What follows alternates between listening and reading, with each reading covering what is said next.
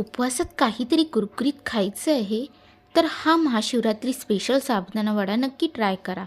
नमस्कार मंडळी, आज आपण बनवणार आहोत महाशिवरात्री स्पेशल कुरकुरीत असा साबुदाणा वडा.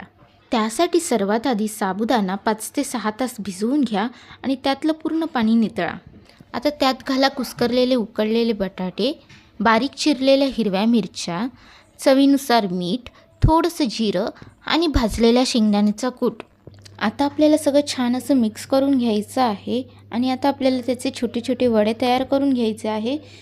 तोपर्यंत जाऊन तुम्ही चॅनलला लाईक, शेअर आणि सबस्क्राईब करायला विसरू नका.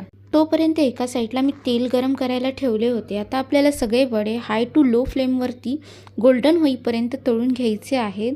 बघा किती सुंदर आणि कुरकुरीत असे झालेत. दही किंवा शेंगदाण्याच्या चटणीसोबत तुम्ही सर्व करा. Thank you for watching and follow for more recipes. आणि हां, हर हर महादेव.